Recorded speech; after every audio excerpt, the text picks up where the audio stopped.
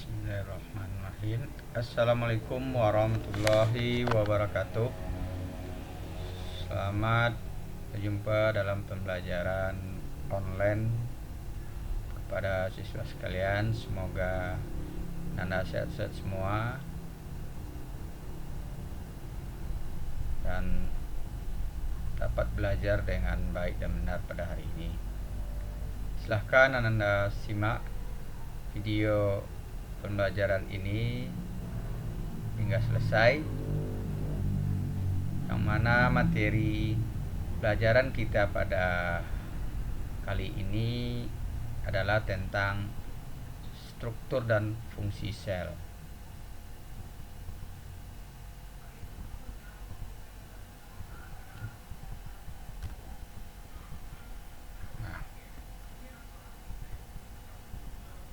Anda mungkin sudah pernah mendengarkan ataupun membaca tentang sel. Sudah ya? Sel ini merupakan bagian yang ada pada makhluk hidup. Secara umum, sel merupakan bagian terkecil dari makhluk hidup. Kita lihat tentang bagaimana sel itu ditemukan, yaitu sejarah penemuan sel. Tahun 1665, seorang ahli biologi yang bernama Robert Hooke, dia melihat rongga-rongga yang kecil pada gabus tutup botol yang terbuat dari kayu dengan menggunakan mikroskop yang masih sederhana. Rongga-rongga itulah yang disebutnya dan diberi nama dengan sel. Lanjut, pada tahun 1831, seorang ahli bernama Brown atau Robert Brown, nama lengkapnya ya, dia sudah menemukan nukleus atau inti sel. Di bagian yang ada di dalam sel itu ada yang disebut dengan nukleus atau inti sel. Selanjutnya, seorang ahli bernama Felix Durjardin. Ini seorang ahli yang telah menemukan bagian yang dikenal dengan protoplasma atau cairan sel.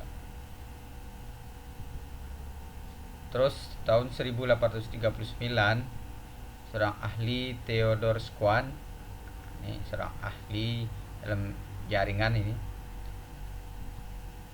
dia menyebut sel merupakan penyusun tubuh dari semua organisme.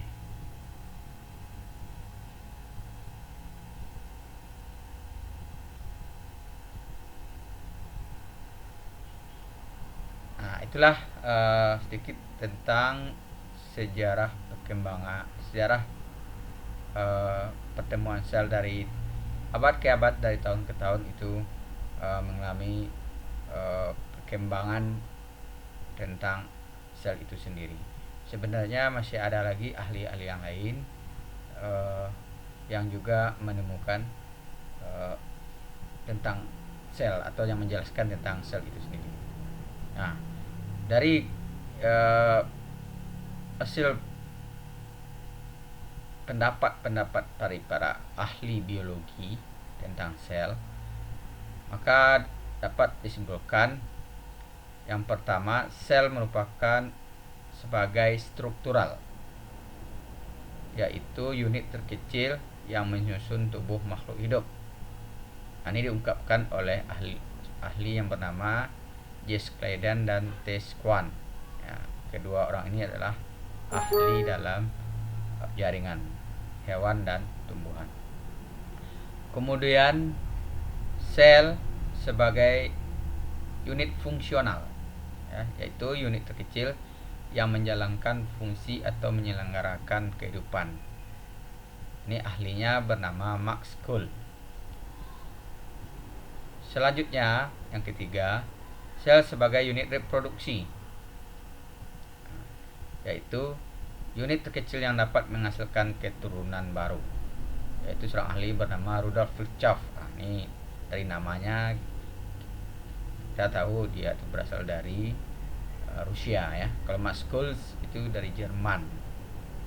Nah, selanjutnya yang keempat, nah ini yang pengertian sel yang lebih rumit, yaitu sebagai penurun sifat, yaitu unit terkecil yang mewariskan sifat. Ahlinya yaitu George Mendel. Nah, di pendapat ahli ini tidak pada tahun yang sama ya, itu pada tahun-tahun yang berbeda. Jadi kalau menurut ahli jaringan, dia sel itu melakukan struktur katanya. Orang ahli yang juga meneliti tentang adanya fungsi-fungsi yang ada di sel, dia mengatakan sel sebagai unit fungsional. Nah, ahli yang bernama Rudolf Virchow bahwa sel itu bisa membelah dari 1 menjadi 2, 2 menjadi 4. Nah, maka dia katakan sel juga sebagai unit reproduksi. Kemudian seorang ahli yang bernama George Mendel, dia ahli genetika tentang penurunan pewarisan sifat makhluk hidup. Nah, di dalam sel itu ada sifat-sifat makhluk hidup yang dinamakan dengan gen yang terdapat pada DNA. Nah, dia menamakan sel sebagai unit penurunan sifat. Jadi ada 4 macam penjelasan sel berdasarkan ahli yang berbeda. Nah, yang keempatnya benar sesuai dengan perkembangan ilmu pengetahuannya. Nah, dari itu semua dapat kita simpulkan bahwa sel adalah unit terkecil penyusun tubuh makhluk hidup yang mampu melakukan fungsi-fungsi kehidupan seperti tadi membelah, bereproduksi ya. Sel itu juga memiliki struktur-struktur yang rumit ya. Sel juga memiliki proses-proses metabolisme di dalam tubuhnya. Nah, ini maka sel itu dapat disimpulkan bahwa sel adalah unit terkecil penyusun tubuh makhluk yang mampu melakukan fungsi-fungsi kehidupan. Nah, jadi pada tingkat sel itu sudah ada ciri-ciri kehidupan di sana.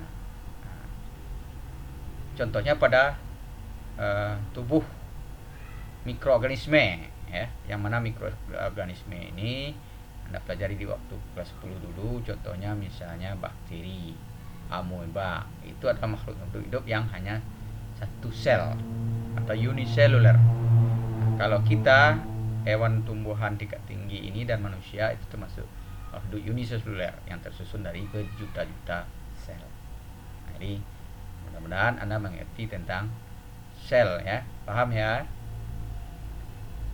Nah, selanjutnya kita akan belajar tentang bagian-bagian atau bentuk-bentuk sel. Nah, demikian dulu video tutorial tentang video pembelajaran tentang sel. Nah, jadi baru itu tentang sejarah dan pengertian sel itu sendiri. Nah, nanti kita akan belajar lebih dalam tentang apa saja yang terdapat di dalam sel dan proses apa saja yang terjadi dalam sel itu. Demikian, terima kasih. Wassalamualaikum warahmatullahi wabarakatuh.